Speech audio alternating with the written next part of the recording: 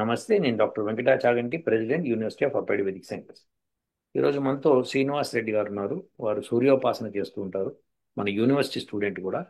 ఆయన అనేకమైన వ్యాధులకి కూరగాయల వైద్యం అది చేస్తూ ఉంటారు. సో ఆ విషయంలో ఆయన గొప్ప ఆ, అడుగు ముందుకేశారనే చెప్పాల్సి వస్తుంది. అవన్నీ కూడా ఆయన రీసెర్చ్ పేపర్లకి తయారు చేస్తే మున్ముందు చాలా బాగుంటుంది. అది పీర్ రివ్యూ జరిగి అది పబ్లికేషన్కి వెళ్తే ఇంకా మంచి జరుగుతుందని నా అభిప్రాయం. నమస్కారం శ్రీనివాస్ రెడ్డి గారు. అయ్యా నమస్తే అండి సూర్యోస్మి. సో ఇప్పుడు మీరు ఈ మీటింగ్ ఎందుకు పిలిచారో చెప్పండి కాస్త. అయ్యా నేను ఈ మధ్య ఒక వీడియో చూశాను సార్. రమణమూర్తి గారు అని ఉమ్, ఒక పెద్ద ఆయన. ఉమ్, ఆయన ఏదో ఒక ప్రెస్ నడిపించేవారు. ప్రెస్ ని ఉమ్, ఆయన వేదాల్లో నరబలి అంటూ మాట్లాడారు ఉమ్, అని మాట్లాడుతూ అందులో సందేహకరంగా చాలా మాట్లాడుతూ వెళ్ళారు. ఉమ్. అది ఎవరైనా దాని గురించి సమాధానం చెబుతారేమో అని చెప్పేసి అని కూడా అడిగారు. అది సమాధానం అంటే కౌంటర్ లా కాకుండా ఆయనకి సమాధానం చెప్పాలని చెప్పేసి అని తెలుసుకుందాం అని చెప్పేసి అని రెండు, ఆయనకి సమాధానము ప్లస్ మేము కూడా తెలుసుకోవాలనే ఉద్దేశంతో మీకు మెసేజ్ పెట్టడం జరిగింది సార్. Okay, okay. ఉమ్, చెప్పండి అయితే ఏమిటి. ఉమ్, నరబలి గురించి ఆయనకి ఆ, సందేహం ఉందా? సందేహం ఉందా లేదా నిర్ణయించుకున్నాడా అవునండి. నరబలి ఉందని? ఎందుకంటే నిర్ణయం చేసుకుని ఉంటే ఆయన కొన్ని కొన్ని సందర్భాల్లో ఇది ఎందుకు చేశారో నాకు తెలియదు అనే మాట మాట్లాడరు.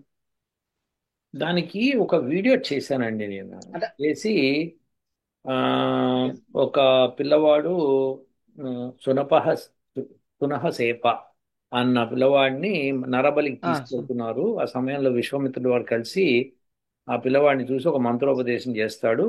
ఆ మంత్రోపదేశంతో దేవతలు ఆయన్ని కరుణించి వదిలేస్తారు అని చెప్పి మనకి రామాయణంలో ఉంది. సో ఇప్పుడు ఆ, నరబలి లేనిది ఎందుకు తీసుకెళ్తారు అని ఒక ప్రశ్న వస్తుంది. అవునా? ఒకటి. అవును, రెండో ప్రశ్న అవునండి. మనం అడగవలసింది ఏంటంటే, ఒకవేళ నరబలి ఉంటే దానికి మంత్రపఠనంతో పోగొట్టుకోగలిగితే విశ్వామిత్రుల వారికి తెలిసిన మంత్రము అక్కడున్న పురోహితులకి తెలియదా అన్న ప్రశ్న వేసుకోవచ్చు. అవునా? అవునండి. ఒకవేళ సరే, ఒకవేళ అది కరెక్ట్ అనుకున్నాం, అది కూడా కరెక్ట్నే అనుకున్నాం. సో తెలియదు అనుకున్నాం పురోహితులు. మరి నరబలి అన్నది జరగకపోతే అప్పుడు ఆ రాజు చేసే యజ్ఞము యాగము సంపూర్ణం అవ్వవు కదా. ఒకవేళ నరబలి అంటే అవునండి. ఆ, అవును. ఇప్పుడు అలానే ఇప్పుడు ఆ ఆ దేవతలు కూడా సంతృప్తి పడకూడదు.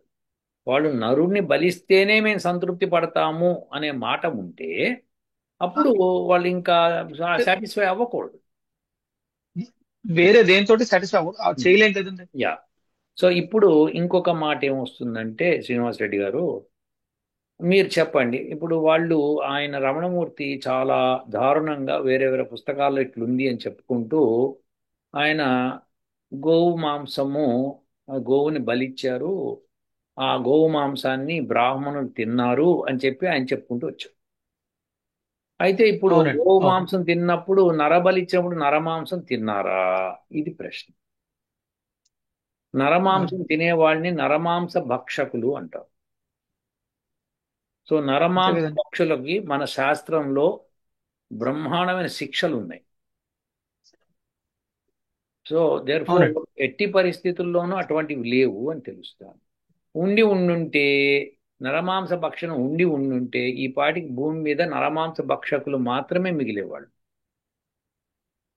అవునండి. అవును. అవును. సో అందులో భారతదేశంలోనూ మరీ ముఖ్యంగా. ఎందుకంటే మీకు భారతదేశంలోనే ఇప్పుడు ఈ యజ్ఞయాగాదులు ఉన్నాయి కదా. సో ఆ అవును ఆయన సార్. ఆయన పేరేంటి, రమణమూర్తి గారు చెప్పినట్టుగా ఒకవేళ నరబలి ఉండుంటే అసలు మానవ మాతృడు మిగిలేవాడు కాదు భూమి మీద. సో అయితే ఇప్పుడు ఇది లేదు అని అవును. చెప్పడానికి ఇన్ని రీజన్స్ ఉన్నాయన్నమాట.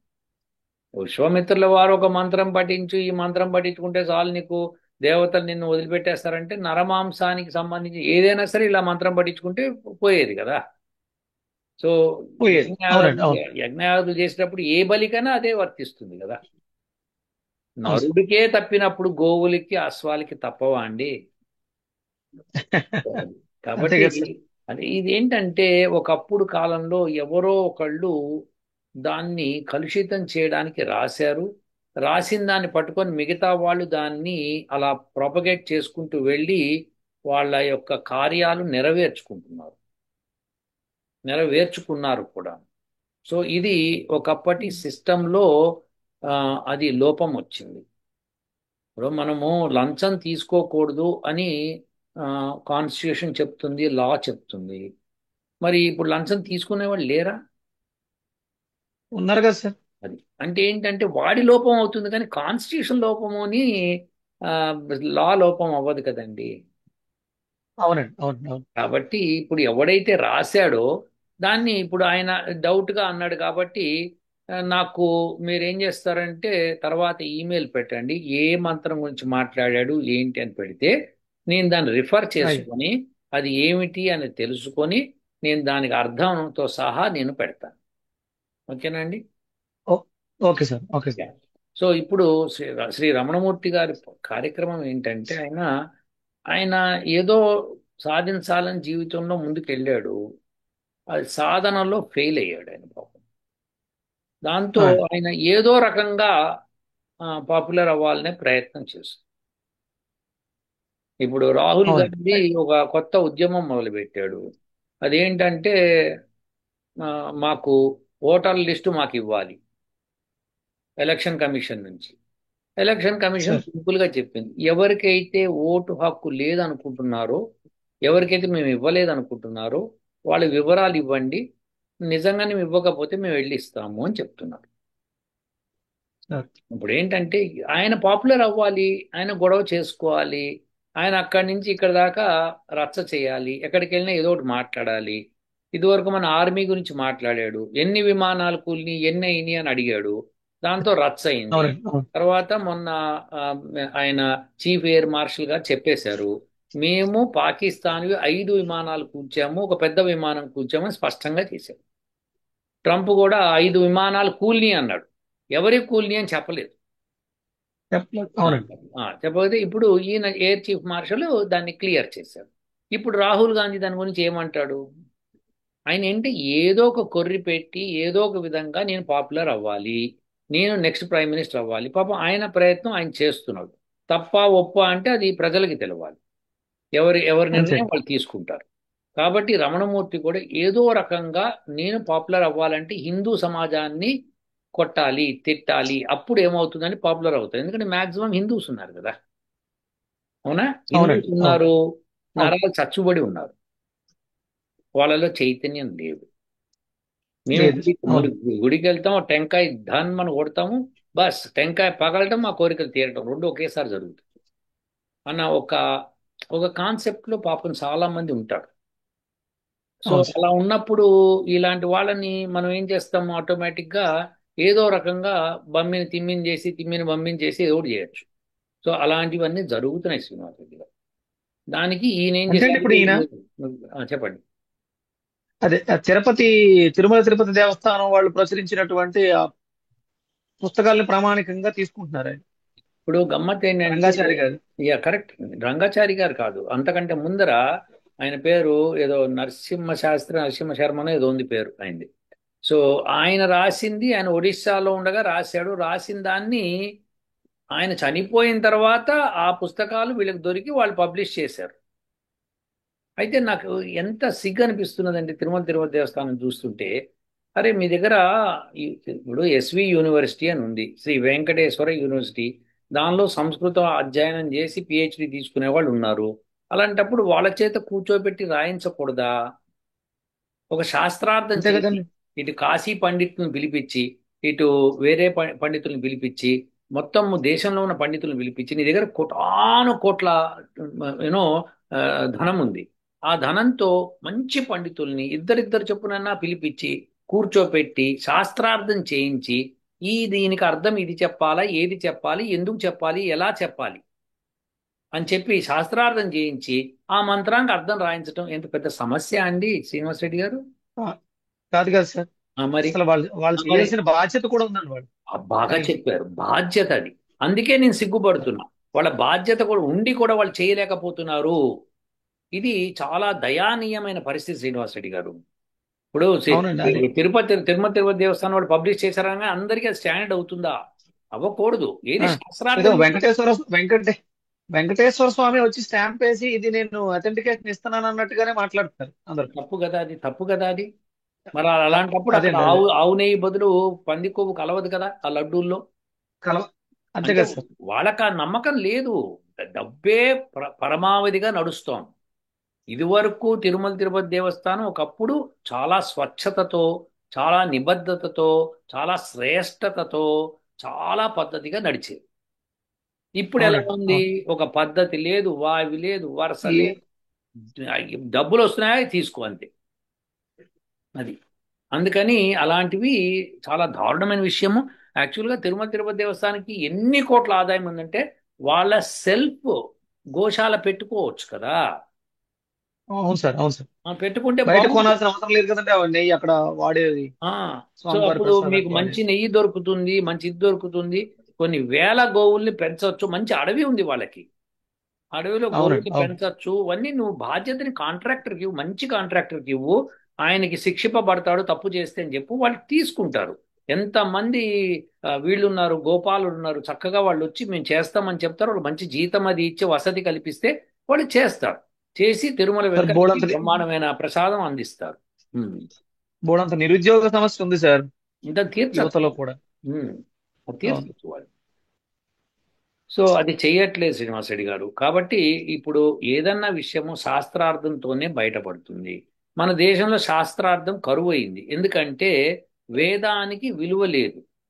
ఇప్పుడు ఈ రోజుల్లో వాళ్ళకి వేరే విద్యలు ఉన్నాయి, ఉద్యోగాలు ఉన్నాయి. అవి చేసుకుంటున్నప్పుడు వేదం మీద ఎందుకు పడి ఏడవటం ఎందుకు? నీకు వేదం గురించి తెలియదు అనుకో, నువ్వు చదివి తెలుసుకొని మాట్లాడాలి. ఏదన్నా ఇందులో విషయం ఎంత నాకు అంటే ఆయన ఆయన అమాయకత్వం అనాలా లేకపోతే అజ్ఞానం అనాలా అర్థం కాలేదు సార్. ఆయన ఒక ఒక ఒక చోట ఒక ఇది వాజసమి అయ్యి మాధ్యంతర శుక్ల యజుర్వేదం సంహిత నుంచి మాట్లాడుతున్నాను 22వ అధ్యాయం 1-6 అని చెప్పారండి. ఉమ్, అందులో చెప్తున్నప్పుడు ఉమ్. వేశ్యతో శూద్రుడికి జన్మించిన వాడితో కుక్కను సంహరించాలి. ఒక వేశ్యతో శూద్రుడికి జన్మించిన వాడితో కుక్కను సంహరించాలి. అది ఇప్పుడు విశేషం ఏంటంటే వాళ్ళకి అందులో మళ్ళీ ఆ, చెప్పండి. 4 కళ్ళున్న కుక్కని చంపాలి. ఉమ్, 4 కళ్ళు ఉన్నాయంట ఆ కుక్కకి. ఓకే, బాగుంది. ఇది నాకు తెలియదు అంటాడు ఆయన. మరి 4 కళ్ళు ఏంటో ఎలా ఎందుకు చెయ్యాలని కూడా ఆయనే అంటారు మళ్ళీ. అదే అంటున్నా, 4 కళ్ళున్న కుక్కని ఫస్ట్ పట్టుకురండి. అసలు ఆ 4 కళ్ళున్న కుక్కని ఎందుకు చంపాలనుకుంటున్నారు అది కూడా చేయండి, చెప్పండి. సో ఇవన్నీ అవి ఏంటంటే తప్పుగా ట్రాన్స్లేట్ చేయటం అన్నది చాలా బాధాకరమైన విషయం. ఓకే. ఇప్పుడు బాధ ఇప్పుడు బాధాకరం. నేను ఒక సెంటెన్స్ వాడతాను మీతో. ఐ విల్ డూ ఇట్ అంటారు. మీరు ఐ విల్ డూ ఇట్ అంటే ఏమిటి అని అడుగుతారు. ఈ వాట్ విల్ యూ డూ అని అడుగుతారు. So what will you do, what I should do అనేది ప్రీవియస్గా మన ఇద్దరం మాట్లాడుకొని ఉండాలి. అప్పుడు అవునండి. నేను అవును. అప్పుడు నేను ఐ విల్ డూ ఇట్ అన్నదానికి అర్థం ఉంటుంది కదా. అంతే కదా సార్. అలానే అదే ఒక మంత్రానికి రిఫరెన్స్ చెప్పేటప్పుడు దాని పూర్వ మంత్రము ఆ ప్రకరణము అంతా వెరిఫై చేసుకొని, ఓహో ఇది ఫలానా విషయం గురించి మాట్లాడుతోంది ఈ ఈ ఈ ఈ సూత్రము అని చెప్పి అనుకున్నప్పుడు దానికి అర్థము ఆ విధంగా చెప్పాలి. అలా కాకుండా నేను ఒక మంత్రం తీసుకుంటా నీ అర్థం చెప్పేస్తాను అంటే కుదరదు, రాదు, అది తప్పు అవుతుంది. యా, ఇంకా అదే దాని గురించే అంటే చూసిన తర్వాత కొంచెం బాధ అనిపించింది. సరే దానికి సమాధానం ఆయన ఎవరైనా చెప్తారని అడిగారు కాబట్టి కొంత ప్రయత్నం చేద్దాం అనే మీరు విషయంతో నాకు ఇవన్నీ మీరు నాకు ఆ రాసుకున్నాడు ఈ రోజు మంత్రాలు, నుంచి. ఏ మంత్రము ఆ, ఎందులోది పంపిస్తూ దీనికి ఈయన ఇలా ప్రశ్న అడిగాడని నాకు పెట్టి ఈమెయిల్ పెట్టండి. తప్పకుండా సరే. దాని మీద నేను చేసి ఆన్సర్ పెడతాను. ఎందుకంటే వీళ్ళు బాగా ఎక్కువగా తయారయ్యారు. ఎందుకంటే హిందువుల్ని వ్యతిరేకించి మాట్లాడటం మూలంగానే వాళ్ళ వ్యూస్ పెరుగుతాయి. వ్యూస్ పెరిగితేనే అవును. వాళ్ళకి కొంత ధనం వస్తుంది. సో ఆ విధంగా అవును. వాళ్ళు తయారయ్యారు తప్పితే అందులో వాళ్ళకు వచ్చేది లేదు, పెట్టేది లేదు. ఇంకా వేరే. ఏమీ లేదు సార్. అవును. కానీ అవును. పాపం మన అంటుంది, మహాపాపం అంటుంది. ఆ, వేదాన్ని అదే విమర్శించిన వాడు, ఋషుల్ని విమర్శించిన వాడు, తప్పకుండా వాడు సర్వనాశనం అయిపోతాడు. అది ఫర్ షూర్. అవునండి. అవును. సో అవునండి. అవును. అందులో తిరుగులేదు. ఆయన ఏమంటాడు, నా తప్పు అంటే కాదు, అదే. పుస్తకాల్లో రాసున్నాయి, ఈ పుస్తకాల్లో రాస్తుంది నేను చెప్తున్నాను తప్ప అంటే, పుస్తకాల్లో రాసుంది చెప్పే ముందర నువ్వు ఎవరినైతే నిజాయితీగా నమ్ముతున్నావో, లైక్ దాశరథి రంగాచారి కానీ లేకపోతే ఎవరైతే అనుకుంటున్నావో వాళ్ళని తెచ్చి మాతో శాస్త్రార్థం చేయించు, తెలుసుకో. ఇప్పుడు నేను ఒకటి రాస్తానండి, ఒకటి రాసేసి పెడతాను అక్కడ, అది నువ్వు నమ్ముతావా? నమ్మరు కదా. ఇప్పుడు నేను ఒకటి రాస్తాను, "అగో నమ్మరు కదా. ఈ వేద మంత్రంలో బ్రహ్మ దిగి వచ్చి ఫలానా మనిషికి ఫలానా చెప్పాడని రాశాను, నమ్ముతావా? నువ్వు నమ్మవు. ఇప్పుడు నువ్వు, నమ్మరు. అతను నాస్తికుడు, ఆయన శ్రీ రమణమూర్తి గారు నాస్తికుడు. ఆయన చెప్పుకున్నాడు, నేను విశ్వసించను భగవంతుడిని నేను చెప్పేశాడు. చెప్పి ఒక నమ్- మంత్రంలో ఇంద్రుడు 300 ఎద్దులు తిన్నాడు అని చెప్తూ ఆ, ఆయన ఏమన్నాడంటే, అవును. ఇంద్రుడు భగవంతుడు కదా, ఆయన తినగలడు అన్నాడు. అంటే ఈయన భగవంతుడు తినగలరు. నమ్ముతున్నాడా? మళ్ళీ భ- భగవంతుడు లేడు, నమ్మట్లేదు. ఆ, మరి ఇంద్రుడు భగవంతుడు కాబట్టి 300 ఎద్దుల్ని తినడానికి అవకాశం ఉంది అంటారు. అది కూడా ఏంటి, ఒక ఋషి చూశాడు అని చెప్తున్నాడు. ఆ, నీకు అంటే నువ్వు ఋషి చూసి రాశాడు అంటున్నావు అంటే భగవంతుడు ఉన్నాడని నువ్వు ఒప్పుకుంటున్నావా? ఒప్పుకుంటారు. ఒప్పుకుంటున్నప్పుడు నేను విశ్వాసిని ఒప్పుకోరు. కాదు అని ఎట్లా అంటావు నువ్వు? అదేండి అంటే అదే. ఆయనకి తెలియట్లేదు, వయసు మీద పడింది, ఆయనకి ఏదో ఒకటి చెయ్యాలి పాపం, ఆయన ఏది సాధించలేకపోయాడు. ఏదో ఒకటి చేసేస్తే అయిపోతుంది, పాపులర్ అయిపోతాను, నాకు కొంతమంది, ఒక 60 మంది భక్తులు చేరతారు, ఇక నేను ఏదైనా చేయొచ్చు అనుకునే ప్రయత్నం చేస్తున్నాడు. కానీ అది తప్పదు. That's wrong. అంటే ఇప్పుడు నాకంటూ ఒక ఎయిమ్ ఉండాలి కదా సార్. ఇప్పుడు ఇది ప్రయత్నం చేస్తున్నాను, నేను ఆవుల్ని చంపమని కాదు, నేను అలా మాంసాహారిని కాదు, కానీ ఇందులో ఇలా ఉంది అంటున్నారు. అదే మనం ఉంది, ఈ ఉంది సబ్జెక్ట్ అన్న, దేనికోసం డిస్కస్ చేస్తున్నాం? అదే ఉంది అంటున్నావు కరెక్ట్ అయ్యా, నువ్వు ఉంది అంటున్నా, నువ్వు వేదాలు, ఆయన అది ఉంది అంటున్నాను, నాకు తెలియదండి ఉండిందో లేదో, కానీ ఇలా రాశారు వీళ్ళని చెప్పటం వేరు. అలా చెప్పకుండా ఆ, కింద టైటిల్ ఏముంటుంది, వేదాల్లో గోహత్య అని చెప్పి రాసి ఆ, అందులో చెప్తూ ఆయన ఏం చెప్తాడు, అప్పుడు బాగా తిన్నారు, గోమాంసం బాగా తిన్నారు, మన పూర్వీకులు తిన్నారు, మనకి కూడా అది ఉంది కానీ నేను తినను ఆ, అని చెప్పడం తప్పది. ఆ, అదే మా తాతయ్య గారు మా తాతగారు కూడా తిన్నారు, అందులో ఉన్నారు అంటున్నాడు ఆయన. అదే అదే నేను అంటున్నా. నేను తినట్లేదు అంటాడు. అదే తప్పు కదా. అది నువ్వు అంటే నువ్వేంటి, నువ్వు తప్పండి. నమ్ముతున్నావు దాని అర్థం. నువ్వు నమ్మే ముందర ఇలా అవును. రాశారు, ఆయన గొప్ప పండితులండి అని అన్నప్పుడు, పండితులా? ఎవడికి పండితులు ఆయన? ఎప్పుడు పండితులు? ఎవరితో శాస్త్రార్థం చేసి పాండిత్యాన్ని నిరూపించుకున్నాడు? నేను ఒక చిన్న కథ చెప్తాను, వినండి శ్రీనివాస్ రెడ్డి గారు. బృహదారణ్యక ఉపనిషత్తులో సార్. ఒకసారి ఆ, దానిలో ఒకటి రాసిందనమాట. ఏంటంటే, జనక మహారాజు, జనకులు చాలా మంది ఉన్నారులేండి. సో ఒక జనక మహారాజు, ఆయన బ్రహ్మాండమైన యాగం చేశాడు. బ్రహ్మాండమైన యాగం చేశాడు, దానికి అనేక మంది పండితుల్ని వాళ్ళని వీళ్ళని పిలిపించాడు, అందరూ వచ్చారు అక్కడ. దానికి యాజ్ఞవల్క్యుడు అని ఆయన సార్. కూడా వెళ్ళాడు. శుక్ల యజుర్వేదాన్ని సూర్యుడికి ప్రార్థించి తను మళ్ళీ తిరిగి రాసిన ఆయన అనమాట. సో ఆయన ఏం చేశాడంటే అక్కడికి వెళ్ళాడు. సరే, అయింది, యాగం అయింది. ఆ రాజుకు ఒక చిన్న మంచి మెదడులో, రాజు కదా ఆయన, ఆయనకు ఒక ఒక చిన్న సందేహం కలిగిందో లేకపోతే ఒక ఆసక్తికరమైన విషయం అనిపించింది. ఏమనంటే, మీలో బ్రహ్మవేత్త ఎవరో నాకు తెలవాలి. ఆ బ్రహ్మవేత్త, అగో అక్కడ 1000 ఆవులు ఉన్నాయి, ఆ 1000 ఆవులకి కొమ్ములకి, ప్రతి కొమ్ముకి బంగారు నాణేలు కట్టాను, ఆవులు బంగారు నాణేలు తోలుకుపోవచ్చు, ఎవరు బ్రహ్మవేత్త అయితే వాళ్ళు అని చెప్పారు. దానికి సభలో అవునండి. ఎవరు మాట్లాడరు. అప్పుడు ఈ పెద్ద మనిషి లేస్తాడు, యాజ్ఞవల్క్యుడు లేచి, అయ్యా అని చెప్పి శిష్యుల్ని పిలిచి తోలుకుపోండి అన్నాడు. అప్పుడు ఏమవుతుందంటే, మిగతా వాళ్ళు, నువ్వు బ్రహ్మవేత్తవని నువ్వు ఎలా డిసైడ్ చేసుకుంటావు? మేము అడిగిన ప్రశ్న సమాధానం చెప్పు, మమ్మల్ని సాటిస్ఫై చేయి, అప్పుడు నువ్వు బ్రహ్మవేత్తవు అవుతావు అని మేము ఒప్పుకుంటాం. అప్పుడు వాగ్వాదం జరుగుతుంది. పాండిత్యం అంతా ఎన్ని ప్రశ్నలు అడుగుతారంటే, ప్రశ్న అన్నిటికీ సమాధానం బ్రహ్మాండం చెప్తారు. అప్పుడు అందరూ సార్. తల వంచి నమస్కరించి, నువ్వు పండితుడివి, నువ్వే గొప్పవాడు, నువ్వే బ్రహ్మవేత్తవని చెప్పి ఒప్పుకుంటారు. సో అలా ఆ, మనం ఒక సభ పెట్టి దానిలో పండితుల్ని పిలిచి మనకి మాట్లాడాలి. ఇప్పుడు మనకి అవునండి. డాక్టర్ శారదా పూర్ణ సొంటి గారు ఉన్నారు మన దగ్గర, మన board directors university. University. So ఆవిడ చక్కగా ఒక రీసెర్చ్ చేశారు, దానిలో ఆవిడ రీసెర్చ్ అది పబ్లిష్ అవుతుంది తొందరలో. ఆవిడ ఒక ఆశ్చర్యకరమైన విషయము రాశారు. అంటే మామూలు ప్రజలకు అర్థం కాకుండా కూడా ఆవిడ అక్షరం అక్షరానికి అర్థాలు చెప్పుకుంటూ పోతున్నారు. దానికి చక్కటి మొన్న మీటింగ్లో కూడా చక్కగా ఒక మాట అన్నారు. ఊహ అంటే ఏమిటి అని చెప్పుకుంటూ, ఊ అంటే ముందుకెళ్ళున్నది, హ అంటే ప్రాణము. హ అంటే ప్రాణం ఎట్లయింది అంటే మనకి శేష స హ అన్నది మనము శ్వాస గట్టిగా వదిలి మాట్లాడాలి. మాట్లాడేటప్పుడు అవునండి. అది అది బయటకు. వేడి గాలి బయటకు వస్తుంది. సో అది ప్రాణం. ఊ అంటే ముందుకెళ్ళటం అని మనకి అష్టాధ్యాయులోనే మనకు తెలుసు. సో ఈ రెండింటిని కలిపింది ముందుకెళ్తున్న ప్రాణం ఊహ. అర్థమైందా? ఊహ అన్నది ముందుకెళ్తున్న ప్రాణం అంటే అసలు దాని మీనింగ్ అర్థం చేసుకుందుకు బహుశా పండితులకు కూడా అరగదు. అంత అదే. వండర్ఫుల్ గా ఆవిడ ఆ, చక్కటి రీసెర్చ్ రాస్తున్నారు. దానికి మన కొంతమంది శిష్యులు కూడా దానికి సహకరిస్తున్నారు. ఫెంటాస్టిక్. సో నేనేమంటున్నా అంటే ఇది వేదము. ఇది అల్లా టప్పా విషయం కాదు. కాదండి. మనం చాలా చాలా లోతుగా పరిశీలించి పండితుల సమక్షంలో దాన్ని ఒప్పించుకోవాలి. అవునండి. అవును. శాస్త్రార్థం చేయకుండా నేను గొప్పవాణ్ణి నేను రాసిందే కరెక్ట్ అంటే తప్పు. ఈయన ఈయన పేరు ఏంటి, ఆయన పేరేంటి, రమణమూర్తి గారు. రమణమూర్తి గారు ఎవరిని రిఫర్ చేశారు? దాశరథ రంగాచార్యని రిఫర్ చేశారు. దాశరథ రంగాచారి అవునండి. క్లియర్ గా చెప్తున్నాడు, నేను సాయణాచార్యుడి భాష్యాన్ని నేను తెలుగులోకి అనువదిస్తున్నాను. ఇప్పుడు అంటే ఎక్కడ తప్పు జరిగింది? సాయణాచార్య దగ్గర తప్పింది. ఇప్పుడు ఈయన సంస్కృత పండితుడైతే ఈయన తన సొంతగా రాసుకోవాలి. అవునండి. వాళ్ళ ఈయన మీద వీళ్ళ మీద ఆధారపడ్డాను. ఏంటది అంటే ఈయనకి లేదు. ఇప్పుడు నువ్వు అవును. పొయట్రీ కవిత్వం రాయక్కర్లేదు, ఆల్రెడీ ఉన్న మంత్రానికి అర్థం చెప్పాలి అంతే. కదా.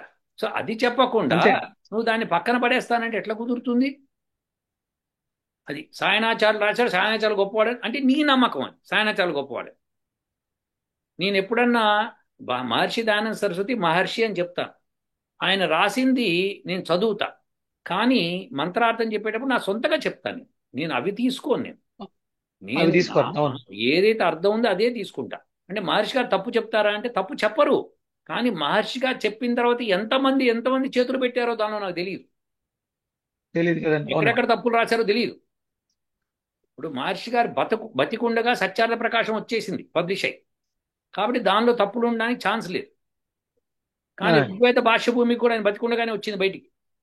ఆయన యజుర్వేదానికి ఋగ్వేదంలో కొంత భాగానికి ఆయన రాశాడు. కానీ ఎంత భాగం రాశాడో ఎవరికి తెలియదు. మిగతా వాళ్ళు అక్కడ కూర్చొని గబగబా రాసేసి ఉంటారు. మన దగ్గర ఇండియాలో ఇది ఒక పాలసీ అన్నమాట. అదే. అవును. వేదవ్యాసుడు రాశాడు అని చెప్తే అందరూ ఫాలో అవుతారు దాన్ని. ఇదొక అవును. పిల్లి పీచు వ్యవహారం అన్నమాట. వీడికి రాసేవాడికి ఏంటంటే దాన్ని ఏమో అంటారు తెలుగులో, ఒక బూతు మాట కూడా అంటారు. అలాంటి వాళ్ళకి అలాంటివి ఉంటాయి అన్నమాట. నేను రాశాను అని చెప్పుకోవడానికి జంకు. ఎందుకంటే నేను రాసింది తీసి అవతల పడేస్తారు. అవతల ఎందుకు పడేస్తారు? నువ్వు పండితులను పిలిపించు, శాస్త్రార్థం చేయించు. పండితులు ఒప్పుకుంటారు, ఇది కరెక్ట్ అయితే ఇది కరెక్ట్ అండి అని చెప్పేస్తారు వాళ్ళు. అవునండి. అవును. లేదండి మేము ఒప్పుకోము, దీనికి ఇట్లా అర్థం నేను ఒప్పుకోనండి. ఎందుకు ఒప్పుకోని వాళ్ళని అడిగినప్పుడు వాళ్ళు ఇప్పుడు పూర్వపక్షము ఉత్తరపక్షము అని ఉంటుంది. సో దాన్ని మాట్లాడుకొని దాన్ని తేలుస్తాం. అంతే కదండి. అంతే కదా. ఇప్పుడు నేను అందుకే బృహదారణ్యకోపనిషత్తు నేను దానికి చెప్పాను. ఇప్పుడు నిరుక్తంలో కూడా యాస్కముని చక్కగా చెప్పాడు. ఆయన తండ్రి గారు ఏమన్నాడు, ఒక ఋషి ఏమన్నాడు, ఈ ఋషి ఏమన్నాడు అని చెప్పుకుంటూ, మా తండ్రి గారు చెప్పింది ఇలా అనుకున్నారు, వైశ్వాన వైశ్వానరగ్ని అంటే ఇది అనుకున్నారు, నేనేమంటున్నా అంటే వైశ్వానరగ్ని అంటే ఇది ఉండాలి, కావాలంటే ఈ మంత్రం చూడండి అని చెప్పి ఒక మంత్రాన్ని రిఫరెన్స్ ఇచ్చాడు ఆయన. సరే రిఫరెన్స్. మరి వాళ్ళ తండ్రి ఏమన్నాడు అని దానికి రిఫరెన్స్ ఇచ్చాడు. అలా అందరిది చెప్తూ తన పాయింట్ ప్రూవ్ చేసుకొచ్చాడు. అలానే పాణిని మహర్షి అష్టాధ్యాయి రాసినప్పుడు, శిక్ష రాసినప్పుడు దానిలో కొంతమంది ఇలా అంటారు అని అన్నాడు. అంటే హా అన్నది గొంతులోంచి రావాలని పాణిని మహర్షి చెప్తారు. కొంతమంది లేదు ఛాతిలోంచి రావాలి అని అంటారు. అంటే అది అలా కాదు, గొంతులోంచి రావాలని అని దాన్ని మళ్ళీ నిర్ణయించారు. సో ఇలా నిర్ణయం జరిగినప్పుడు ఉత్తరోత్తర ఉన్న పండితులు ఏం చెప్తున్నారని తీసుకొని, పాత పండితులు ఏం చెప్పారో తెలుసుకొని, ఎందుకు అది తప్పు అంటున్నారో తెలుసుకొని, అప్పుడు దాన్ని సరి చేసుకొని ముందుకెళ్ళాలి. సో ఇది అవును మోస్ట్ సార్. ఇంపార్టెంట్ అన్నమాట. సో ఇలా చెయ్యకుండా నా ఇష్టం వచ్చింది నేను చదువుతాను, నేను రాస్తాను అంటే ఎక్కడ కుదురుతుంది? అదే సార్. ఉమ్. సో అది ఇంకా సో సో చాలా సంతోషంగా ఉంది సార్. నాకు ఆ మంత్రాల లిస్టు ఏమన్నాడు అన్న విషయాన్ని పూర్తిగా పంపించండి, ఖచ్చితంగా జవాబిస్తాను. తప్పకుండా సార్. అది ఆయనకి తెలియజేసినట్టు అవుతుంది, మేము కూడా తెలుసుకున్నట్టు అవుతుంది. ఎస్. అలానే కాసేపు ఒక 5 నిమిషాల సేపు టైం ఇంకా ఎక్స్ట్రా వెచ్చించి మీరు చేస్తున్న పరిశోధన ఎంతవరకు వచ్చింది, ఎలా చేస్తున్నారు, కూరగాయలతో వైద్యం అని చెప్పి మీరు చక్కగా చేస్తున్నారు, సూర్యోపాసన చేస్తూ సూర్యుడితో వైద్యం అని చెప్తున్నారు, ఇవన్నీ చేస్తున్నారు కదా, ఎలా చేస్తున్నారు, అదే ఏమన్నా రిజల్ట్స్ వస్తున్నాయా, ఒక్కటి కానీ ఏదైనా సక్సెస్ఫుల్గా అయ్యారా? ఒకటి కాదండి, ఉమ్, చాలా అద్భుతాలు. నేను అంటే సూర్యోపాసనలో ఉన్నాను అనడానికి గర్వపడుతున్నాను మొట్టమొదటిసారిగా. అద్భుతం అద్భుతం. ఎందుకంటే సూర్యుడు ప్రాణాన్ని ఇస్తున్నాడు, ప్రాణశక్తితో. అంటే నేను ఫస్ట్ ముందు నేర్చుకున్నది బేసిక్ ప్రాణిక్ హీలింగ్ నేర్చుకున్నానండి ఉమ్, 2013లో. ఉమ్, ఉమ్, ప్రాణిక్ హీలింగ్ లో ప్రాణశక్తి ఎక్కడి నుంచి వస్తుంది అంటే సూర్యుడి నుంచి, భూమి నుంచి, వాయుదేవుడి నుంచి ప్రార్థన ఉంటుంది. ఉమ్, ఉమ్. అక్కడ నుంచి శక్తిని తీసుకుని చక్రాలను హీల్ చేయడం అనేది నేర్చుకున్నాను. ఆ, ఉమ్, ఇక ఆ సాధనలో వెళుతూ ఉండగా నాకు ఈ కూరగాయల థెరపీ, వెజిటబుల్ థెరపీ అనేది దొరికింది. ఉమ్, ఉమ్, నా నా మా ఇంట్లో నా భార్యకు వచ్చినటువంటి ఒక ఉమ్. మహమ్మారి రుగ్మతని వదిలించుకోవడానికి నేను ప్రాణిక్ హీలింగ్ ని, కూరగాయల థెరపీని వాడుకుని క్యూర్ చేసేసానండి. Cure, very good. Is excellent. Normal. Um, um, um, ఇప్పుడు రీసెంట్ గా ఒక డయాలసిస్ పేషెంట్ అండి, ఉమ్, 15 ఏళ్ల బాలుడు, కుర్రోడు, పృథ్వీ. ఉమ్, ఉమ్. వారానికి 2 సార్లు డయాలసిస్ చేయాలి. క్రియాటిన్ 8+ అండి. బా బా. ఉమ్, ఉమ్, ఇప్పుడు 2 మంత్స్ అయిందండి. ఉమ్, డయాలసిస్ లేదు, ఇంజెక్షన్స్ లేవు, నో మెడిసిన్, ఉమ్, ఓన్లీ వెజిటేబుల్స్ తో 11 దాకా వెళ్ళిపోయిందండి క్రియాటినిన్ అతనికి. నార్మల్ గా అంటే మన దగ్గరికి రావడానికి ముందు 11. ఉమ్, ఉమ్, ఇది డయాలసిస్ జరుగుతూ తనకి క్రియాటినిన్ 11 ఉంది. ఉమ్, డైలీ వీక్లీ ఒక ఇంజెక్షన్ ఉంది. ఉమ్, నడవలేని పరిస్థితుల్లో నేను వెళ్ళడం జరిగింది, తనతో మాట్లాడి వెజిటేబుల్ థెరపీ స్టార్ట్ చేసాం. ఉమ్, ఇంజెక్షన్ లేదు, డయాలసిస్ లేదు. ఇప్పుడు క్రియాటినిన్ 7కి వచ్చింది. ఉమ్, ఈ ట్రీట్మెంట్ స్టార్ట్ అవుతులోకి సి రియాక్టివ్ ప్రోటీన్ అని ఒక టెస్ట్ ఉంటుందండి, సిఆర్పి టెస్ట్. ఉమ్, ఉమ్, 122 అండి. అది less than 5,000 ఉండాల్సింది, 5 ఉమ్. ఉండాల్సింది 122, అంటే 1,22,000 ఉంది. బా. అది నార్మల్కి వచ్చింది ఉమ్, 2 మంత్స్ ఉమ్, లో. బా. ఉమ్, ఓన్లీ వెజిటేబుల్సే, um, sattvic food, um, zero chillies అండి. అంటే నా దగ్గరికి ఎవరు వచ్చినా um, chillies, red chilli powder avoid చేసేస్తాను. Um, um, green chilli, red chilli powder avoid చేసేస్తాను, ఫస్ట్ మెడిసిన్ పని చేయదని. ఉమ్, ఉమ్, ఉమ్, ఓన్లీ జ్యూసెస్ మీద ఆ ఆ బాబు ఆడుకుంటున్నాడు, తన పని తాను చేసుకుంటున్నాడు హ్యాపీగా. ఉమ్. డయాలసిస్ లేదు, ఇంజెక్షన్స్ లేవు, no medicines, only very good. Vegetables. Very good. Very చాలా బాగుంది. చాలా బాగుంది. సో దీన్ని ఏం చేయాలంటే మీరు, శ్రీనివాస్ రెడ్డి గారు, ఎప్పుడు కూడా సార్, మీరు డేటా ఫస్ట్ నుంచి వాళ్ళ రిపోర్ట్స్ ఏమిటి తీసుకోవాలి, మీ దగ్గర పెట్టుకోవాలి. అవును మీరు చేస్తున్న కార్యక్రమం ఏంటి రాసుకోవాలి డీటెయిల్డ్గా. సార్. మీరు ఎప్పుడు మొదలుపెట్టారు ట్రీట్మెంట్ అన్నది రాసుకోండి. ఏమి కూరగాయలు ఇస్తున్నారు, ఏం చేస్తున్నారు, ఏ జ్యూసెస్ ఇస్తున్నారు, ఎలా ఇస్తున్నారు, ఆ పిల్లవాడి వయసు ఎంత, ఏం చేశారు, మొత్తం డీటెయిల్స్ రాసుకోండి. తర్వాత ఎన్నాళ్ళ తర్వాత అబ్బాయి ఇంజెక్షన్స్ ఆపేయాల్సి వచ్చింది, చక్కగా ఇప్పుడు హ్యాపీగా ఉంది అన్నది కొంత డేటా కలెక్ట్ చేయండి. కలెక్ట్ చేస్తే దాన్ని మనము జర్నల్స్కి పంపిద్దాం. పంపిస్తే అది పబ్లిష్ అవుతుంది, మీ పేరు మీద సార్, పబ్లిష్ అవుతుంది. పబ్లిష్ అయినప్పుడు ఏమవుతుందంటే మీరు చేసిన రీసెర్చ్ వర్క్ అవుతుంది. అవును అది ఇప్పుడు దాంతో ఏమవుతుందంటే పబ్లిక్లో ఓకే శ్రీనివాస్ రెడ్డి గారు ఇది చేస్తున్నారు, మేము దానికి వెళ్ళవచ్చు, ప్లస్ మీ పేపర్ పబ్లిష్ అయింది కాబట్టి ఆ పబ్లికేషన్ అందరికీ చూపించుకునే పరిస్థితి ఏర్పడుతుంది. సో ఇది మీరు చేయవలసిన పని, అది కంపల్సరీ చెయ్యాలి. ఒక సైంటిస్ట్ అన్నవాడు ఆ పని చేసి తీరాలి. లేదండి ఇది నేను కాస్త సీక్రెట్గా ఉంచుకుంటాను, నా వరకు నేను చేసుకుంటాను అని అనుకుంటే అది వేరే విషయం, అది అప్ టు యూ. కానీ నేనైతే ఈ సజెషన్ ఇస్తున్నాను. సో నేను అందుకే తప్పకుండా యజ్ఞయాగాలు అండి. చేసినప్పుడు ఆ పేపర్లు నేను ఏమేం చేశానో డేటా అంతా కలెక్ట్ చేసుకుంటూ ఎప్పటికప్పుడు కలెక్ట్ చేసి మొత్తం ఏ టైం నుంచి ఏ టైం దాకా చేసాము, ఏ మూలికలు వేసాము, ఎప్పుడు వేసాము, ఎంత నెయ్యి వాడాము, ఎంత ఏ వాతావరణం ఉండింది మొత్తం రాసి పబ్లికేషన్ పంపించాం. ఇప్పుడు అలా పబ్లిష్ అవ్వడం సార్, మూలంగా ఏమవుతుందంటే రేపు పొద్దున్న ఎవరన్నా దాన్ని రిపీట్ చేస్తే అదే రిజల్ట్ వస్తుంది. అవునండి, అవును. సో అప్పుడు దాని మూలంగా మీ పేరు ప్రజల్లోకి వెళ్తుంది. అప్పుడు మీరు చేసిన శ్రమ అవన్నీ కూడా చక్కగా ఉపయోగపడతాయి. ఇప్పుడు మనకి అవునండి, సొసైటీకి మనం చేయాలనే కదా, అవునా? అయితే 100% అందరూ సొసైటీకి ఒక మంచి విషయం చెప్పాలని. ఎస్ చెప్పాలి, కానీ అందరూ మీరు చేసిన మెథడ్లో చేయగలుగుతారా లేదా అంటే చేయలేకపోవచ్చు వాళ్ళు. కానీ మీ అవును. దగ్గరికి అయితే జనాలు ఓకే ఈయననే ఫస్ట్ ట్రీట్మెంట్ ఇచ్చాడు, ఈయన పేపరే పబ్లిష్ అయింది కాబట్టి వీరి దగ్గరికి వెళ్దామని నమ్మకం ఏర్పడు అవును. చేస్తారు కదా. తప్పకుండా చేస్తానండి. అంటే దీనికి అథెంటికేషన్ లేదండి, అంటే అథెంటికేషన్ డాక్యుమెంటేషన్ ఉంటుంది, లేదు. ఉంటుంది. అథెంటికేషన్ ఎప్పుడు ఉంటుంది అంటే మీరు డేటా సైంటిఫిక్గా కలెక్ట్ చేస్తే. ఇప్పుడు ఫర్ ఎగ్జాంపుల్ మీరు వంకాయ అదేనండి. వాడారు అనుకోండి, వంకాయని ఎందుకు వాడుతున్నారు అనడానికి కారణాలు చెప్పాలి. వంకాయలో ఈ పర్టికులర్ అవునండి. కెమికల్ ఉంటుంది, ఈ పర్టికులర్ కెమికల్ ఉంటుంది కాబట్టి దీన్ని వాడుతున్నా అని చెప్పాలి. లేదు వంకాయ వాడితే అవును. తగ్గుతుందని ఆయుర్వేదంలో ఇక్కడ రాశారు కాబట్టి నేను దాన్ని వాడి చూశాను అని చెప్పి చెప్పాలి. సో ఏదైనా కానీ ఇప్పుడు కూరగాయలు తినడంలో ఏ సైంటిస్ట్ కూడా మిమ్మల్ని అపోజ్ చేయలేడు. అవునండి. కాబట్టి నేను కూరగాయల్ని ఉపయోగించి ఎందుకంటే ట్రీట్మెంట్ ఇచ్చానంటే అసలు మీకు తిరుగులేదు. ఎవ్వరు మిమ్మల్ని అపోజ్ కాదు అవును. కదా, కనీసం మీ దగ్గరికి రాలేరు. అంత మంచి రీసెర్చ్. అవును సార్. అవునండి. అవును. కాబట్టి మీరు అసలు జంకకండి ఎట్టి పరిస్థితుల్లోనూ. అది చెప్పుకుంటూ ముందుకు రండి, ఓకేనా. Definite sir. తప్పకుండా ఇప్పుడు సార్. ఈ సూర్యోపాసన సంగతి కూడా ఒక 2 నిమిషాలు మాట్లాడేస్తే బ్రహ్మాండంగా ఉంటుంది. సార్ చాలా సంతోషం సార్. నేను మీ వీడియోలు చూసిన తర్వాత మీరు ప్రొద్దుటే చెప్పిన ప్రాతరగ్నిం ప్రాతరింద్రం హవామహే మంత్రంతో నేను ప్రతిరోజు కేవీఆర్ పార్క్ వెళ్తానండి ఉమ్, 5:30కి. ఉమ్, ఉదయిస్తున్న సూర్యోదయాన్ని చూస్తుంటాను. మీరు కోవిడ్ టైంలో ఉదయం సాయంత్రం 2 సంధ్యల్లోనూ మీరు వీడియో చేస్తూ మాట్లాడిన మాటలు మన ప్రతిక్షణం వినిపిస్తూనే ఉంటాయి. వెరీ నేను కూడా అందుకని ఉదయం సాయంత్రం సూర్యోదయం సూర్యాస్తమయం రెండూ కూడా చూస్తున్నాను.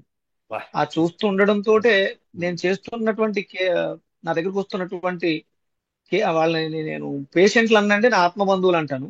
ఉమ్, ఉమ్, ఉమ్, వాళ్ళందరికీ కూడా మంచి జరుగుతుంది. ఉమ్. కొన్ని లక్షల మందికి ఈ 5 ఏళ్లలో సేవ చేయగలిగాను. బా అదృష్టం అండి, బా. Very good. 40 సుమారు 40,000 కాల్స్ మాట్లాడానండి. ప్రతిరోజు ఒక 50-60 కాల్స్ మాట్లాడతాను. అందరికీ నేనున్నాను అన్న ధైర్యాన్ని ఇస్తాను వెరీ గుడ్, కూరగాయలతో. Very good, very good. కానీ ప్రతినిత్యం సూర్యోపాసనతో కూరగాయలతో రెండిటికి అద్భుతమైన చికిత్స మీరు కనుక్కుంటున్నారు. దాన్ని ఇంకా ప్రొసీడ్ అవ్వండి. మీరు క్యాన్సర్ కూడా ట్రీట్మెంట్ అట్లనే చేయండి. తప్పకుండా సార్. ఉమ్, వాటిలో కూడా సూర్యుడిలో ఉన్నటువంటి అంటే నేను ప్రాణిక్ హీలర్ కూడా కాబట్టి నేను ప్రాణశక్తితో చక్రాలు హీల్ చేయడం అంటే నేను ఇంకా వేదంలో తెలుసుకోవడం కోసం ఈ చక్రాల గురించి కూరగాయల గురించి వేదంలో ఉన్నటువంటి ఇంకా విలువల్ని బయటకు తీసి అనుసంధానం. ఎందుకంటే ఎంత ఔషధాలు వాడినా పథ్యం చాలా ఇంపార్టెంట్ అండి. ఆ పథ్యం అనేది కరెక్ట్ గా లేకపోయినప్పుడు మీరు ఎంత విలువైన మందు వాడినా పనిచేయదు. ఉమ్, ఆ పథ్యాన్నే ఔషధంగా ఉమ్. కూరగాయల గురించి గురువు గారు ఏమంటారంటే అండి, వండితే ఆహారం అవుతుంది, వండకపోతే ఔషధం అవుతుంది అంటారు గురుగారు. బాగుంది, బాగుంది. ఉమ్, ఆ, అలాగే ఇంకా నేను సూర్యోపాసనలో ప్రతినిత్యం మీ వీడియోస్ చూసిన తర్వాత ఉమ్, నిత్యాగ్నిహోత్రం చేస్తున్నాను. ఉమ్, అంటే పొద్దుటే పార్క్ కు వెళ్ళినప్పుడు ఆ చెట్ల కింద రాలినటువంటి సమిదలు, ఉమ్, ఉమ్. రాలిన సమిదలు రావటం, వాయిస్ అనుకోవడం, కట్ అయింది. కాలు వచ్చింది. Yeah, yeah. ఉమ్, ఉమ్, ఆ, అగ్నిహోత్రం చేయటం, ఉమ్. వీటితో నా దినచర్య రోజంతా కూడా నాకు ఇదే సరిపోతుంది. బా మీరు ఉదయమే అగ్నిహోత్రం చేస్తున్నారంటే అసలు రియలీ అప్రిషియేటెడ్ అండి. ఇట్స్ వెరీ గుడ్ అండి. చాలా బాగుంది శ్రీనివాస్ రెడ్డి గారు.